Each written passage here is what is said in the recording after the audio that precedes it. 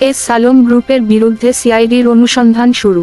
Bank লুট, অর্থপাচার সহ নানা অভিযোগে এস আলম গ্রুপের মালিক মো. সাইফুল আলম সহ তার সহযোগীদের বিরুদ্ধে হুন্ডি কার্যক্রম পরিচালনা করে প্রায় 1,13,245 কোটি টাকা বিদেশে পাচারের বিষয়ে অনুসন্ধান কার্যক্রম শুরু করা হয়েছে। শনিবার 31 আগস্ট অপরাধ তদন্ত বিভাগের সিআইডি ফাইন্যান্সিয়াল ক্রাইম অনুসন্ধান শুরু করেছে। এদিন বিকেলে সিআইডি বিশেষ পুলিশ সুপার মো. আজাদ রহমান এ তথ্য জানান। তিনি বলেন, সিআইডি বিভিন্ন সূত্র থেকে জানতে পেরেছে এস আলম সহ সন্দেহভাজন ব্যক্তিরা বাংলাদেশের নাগরিকত্ব বাতিল করে মাত্র একদিনের ব্যবধানে বাংলাদেশেই পিআর গ্রহণ করেছেন।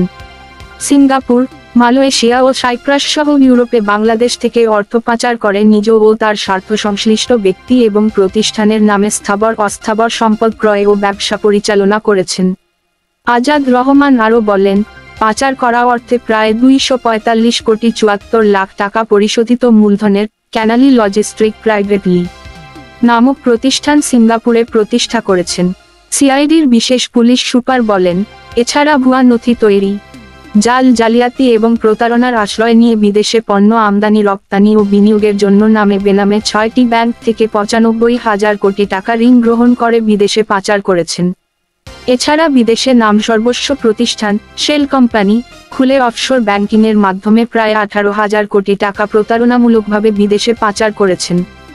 আজাদ রহমান আরও বলেন, এস আলম, তার স্ত্রী ফারজানা পারভিন, ছেলে আহসানুল আলম ও আশরাফুল আলম সহ তাদের স্বার্থসংশ্লিষ্ট অন্য ব্যক্তিদের সহযোগিতায় সংঘবদ্ধভাবে মানি লন্ডারিং অপরাধ করেছে বলে প্রাথমিকভাবে প্রতীয়মান হয়েছে।